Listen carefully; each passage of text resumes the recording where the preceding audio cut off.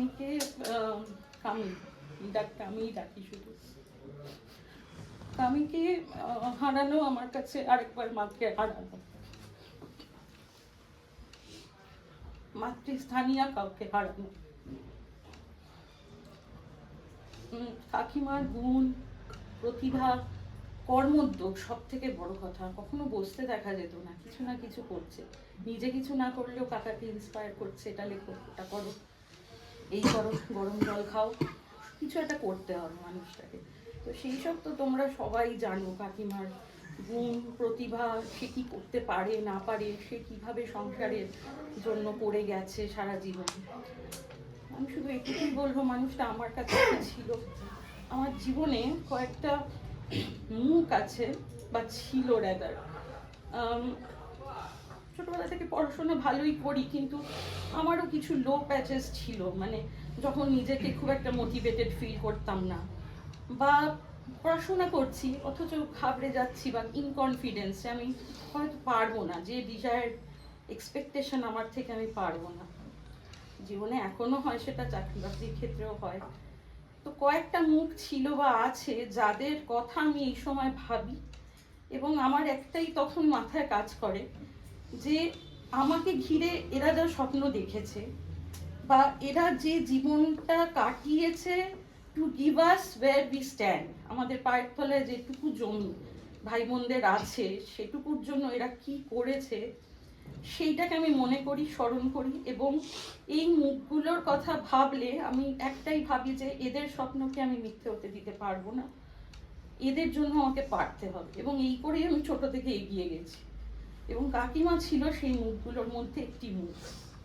এবার দুঃখের বিষয় এটাই, যেটা বাবুও বলল, যে বিগত কয়েক বছরে এরকম মুখগুলোকে আমি হারিয়েছি। কিন্তু অদ্ভুতভাবে, মানে হিউম্যান বডি যেরকম কাজ করে, মানে আফটার অল বডি মাইন্ড একটা পার্টিকুলার, তুমি ছোটবেলায় যেভাবে নিজেকে ড্রাইভ করে এসছো, বুড়ো যতই হও না কেন ওই ইনহেরেন্ট নেচারটা থেকে যায়। তো ঠিক যেভাবে বাবা মা এদেরকে না থাকলেও তারা ফিজিক্যালি আমরা জীবনের সাথে জড়িয়ে স্মৃতিতে রেখে দিই, এখনো প্রত্যেক দিন উইদাউট ফেল আমি চা বানিয়ে বাবাকে দিই, মাকে দিই, আমার শ্বশুর মশাইকে দিই। তো এইভাবে আমিও আমার জীবনে জড়িয়ে থাকবে, কারণ আমার বডি মাইন্ড এভাবেই ফাংশন করে। যখন আমি কোনো বিপদে পড়ি, ডিসিশন নিতে পারি না, আমার একটাই স্থির চোখ থাকে, এই মানুষগুলোকে আমি কোনোভাবে ফেল করতে দিতে পারবো না, and that is how I function. আরেকটা, কামির তো ছোট থেকে বড় হওয়ার সব স্মৃতি কামির সাথে। এবার একটা কথা আমি, মানে একটা দিনের স্মৃতি আমার খুব, মানে এবং বিগত কয়েক বছরে কামির যে প্রতিচ্ছবিটা আমার মনে খুব জল এবং থাকবে সারা জীবন, হচ্ছে আমি অবাক হই যে একজন মানুষের তার পার্টনারের প্রতি, তার হাজবেন্ডের প্রতি এইরকম আনকন্ডিশনাল লাভ। মানে বিগত কিছু বছরে যখনই দেখা হয়েছে, কথা হয়েছে, কামির একটাই কথা, বুনা তোর কাকার জন্য একটু প্রেয়ার করিস, তোরা প্রেয়ার করলে ওটা আরো ভালো কাজ হবে। কোনোদিন কথাটা এরকম হয় না যে আমাদের জন্য প্রেয়ার করিস, তোর কাকার জন্য।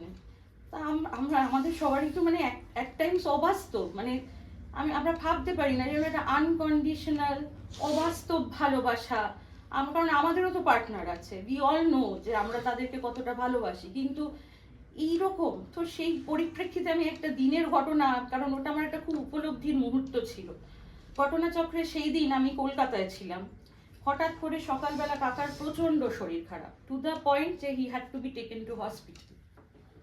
আমি আর দাদা দৌড়ে এসেছি, কাকা এক ফোঁটা নিঃশ্বাস নিতে পারছে না, কাকিমা যথারীতি পাগলের মতো অবস্থা। তো আমরা গাড়ি করে বেরিয়ে পড়লাম, দাদার সামনে ড্রাইভার দাদা এই পাশে, পেছনে কে, আমি মাঝখানে, আমার এই পাশে কাকা একদম নিঃশ্বাস নিতে পারছে না, আর এই পাশে কাকিমা। কাকিমা সেই পয়েন্টেও কাকাকে জিজ্ঞেস করছে, তুমি বলো তুমি কোন হসপিটালে যেতে চাও, his wish is her decision. কাকা বললো আমি উডল্যান্ডসে যেতে চাই। আমি বলছি কাকিমা এতটা রাস্তা, কাকা বলেছে উডল্যান্ডস, উডল্যান্ডসেই আমরা যাব। ঠিক আছে, আর ডিলে নয়, চলো, দাদার হয়তো মনেও পড়ছে।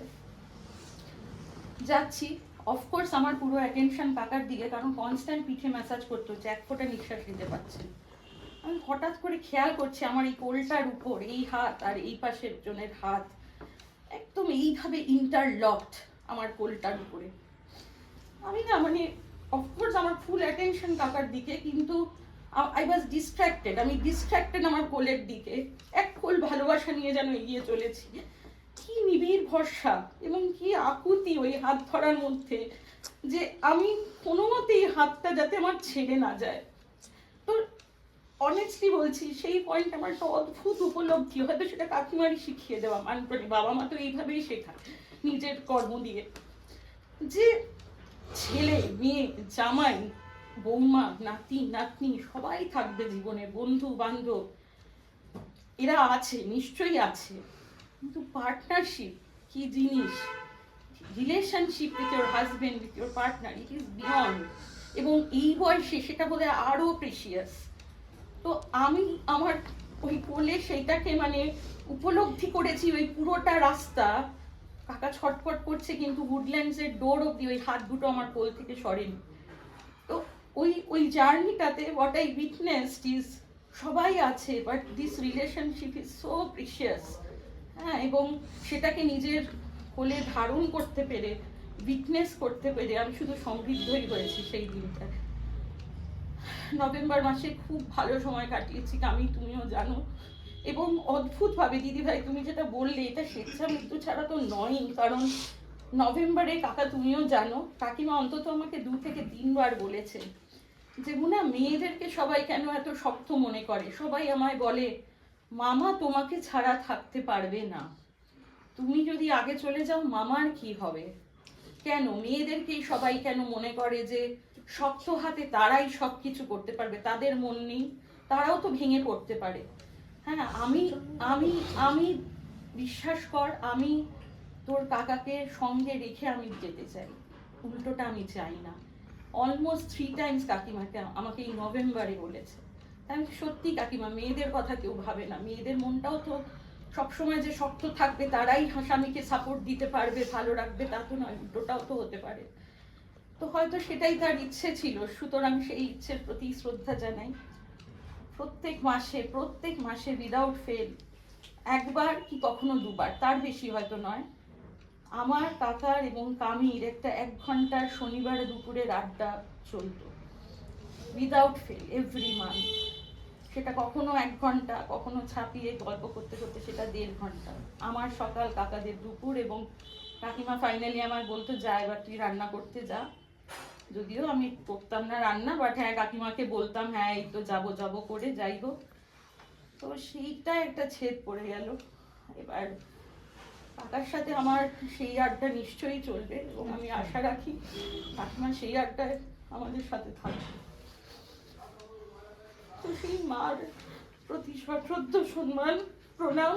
তুমি আমাদের জীবনকে অনেক সমৃদ্ধ করেছো। যেখানে থাকো ভালো থাকো, আমাদের ভালো রেখো।